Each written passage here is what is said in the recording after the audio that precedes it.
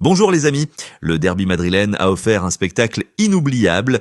L'Atlético Madrid a humilié le Real Madrid 5-2 au Metropolitano, infligeant à Los Blancos leur première défaite de la saison et leur plus large défaite en derby depuis 75 ans. Du côté de l'Atlético Madrid, Diego Simeone, ému, a salué la foi et l'effort collectif de son équipe. Simeone a mis en avant la discipline tactique et l'engagement de ses joueurs, notamment Alvarez, qui a été décisif. Xabi Alonso, entraîneur du Real, a reconnu que l'équipe avait manqué d'intensité et de cohésion, qualifiant cette défaite de mal nécessaire. Pour progresser, il a appelé à la patience et insisté sur le fait que cette humiliation pourrait servir de leçon pour reconstruire l'équipe. Les joueurs étaient visiblement frustrés et abattus et certains observateurs évoquent déjà une remise en question interne sur la solidité défensive et la gestion des matchs à haute intensité. Par la suite, Liverpool vient de frapper fort, mais pas sur le terrain cette fois-ci. Le club anglais a décidé de réaliser un geste exceptionnel pour Diogo Jota, l'un de ses joueurs les plus talentueux et les plus appréciés par les fans.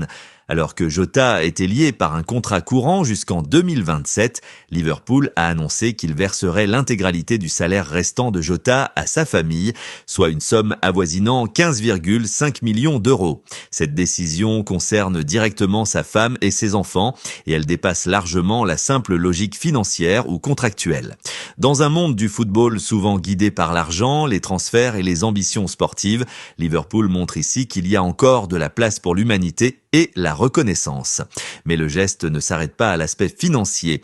Liverpool a prévu tout un hommage symbolique autour du numéro 20 que Jota a porté avec brio pendant son passage au club. Un écusson Forever 20 sera apposé sur les maillots, une sculpture commémorative sera installée à Anfield et une minute de silence sera observée en son honneur lors d'un prochain match. Chaque détail de cet hommage a été pensé pour immortaliser Jota et rappeler à tous les supporters que sa contribution ne se limite pas au but qu'il a marqué ou au match qu'il a disputé. Il s'agit d'une reconnaissance durable et émotionnelle, un message fort pour le monde du football. Le respect et l'appréciation d'un joueur ne s'effacent pas avec le temps. Si Liverpool surprend et émeut par son geste exceptionnel, le monde du football a également été secoué par une autre information qui a fait grand bruit cette année, les votes du Ballon d'Or 2025, qualifiés par certains de lunaires. Ousmane Dembélé domine les votes de manière impressionnante, apparaissant dans tous les bulletins des 100 jurés et décrochant la première place à 73 reprises. Pourtant, certains choix nationaux ont choqué et surpris les observateurs. Dans plusieurs pays, des journalistes ont placé des joueurs inattendus en tête, comme Cole Palmer ou même Kylian Mbappé dans certaines listes, laissant Lamine Yamal deuxième du classement global derrière ces choix surprenants. Ces votes ont suscité de nombreuses discussions et polémiques. Certains fans et analystes considèrent ces choix comme incompréhensibles, voire lunaires, remettant en question la logique et la crédibilité de certains jurés. D'un côté, Dembélé confirme son statut de joueur exceptionnel par sa domination, mais de l'autre, ces votes inhabituels illustrent à quel point le Ballon d'Or peut parfois refléter des choix personnels, des préférences nationales ou même des surprises inattendues qui échappent à la logique purement sportive.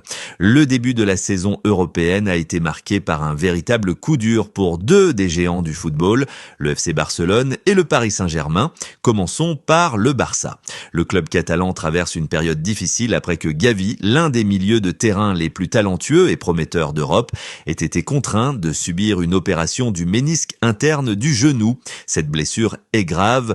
Le jeune joueur sera absent entre 4 et 5 mois, ce qui signifie qu'il manquera des matchs clés, notamment ceux de la Ligue des Champions, dont le choc très attendu contre le PSG. L'absence de Gavi est un véritable vide au milieu du terrain pour Barcelone. Son énergie, sa créativité et sa capacité à lier le jeu défensif et offensif manqueront cruellement à l'équipe. Du côté du PSG, la situation n'est pas plus enviable. L'équipe parisienne doit faire face à une série de blessures importantes dans son effectif. Parmi les joueurs touchés, on retrouve Marquinhos pour une blessure à la cuisse, mais aussi Ousmane Dembélé, Désiré Doué et Lucas Beraldo, affaiblissant considérablement l'équipe avant les matchs décisifs en Ligue 1 et en Ligue des Champions. Ces absences fragilisent le collectif, obligent les entraîneurs à revoir leur schéma tactique et mettent à l'épreuve la profondeur de l'effectif. Pour un club habitué à viser le sommet en Europe, cette vague de blessures représente un vrai défi sportif et psychologique.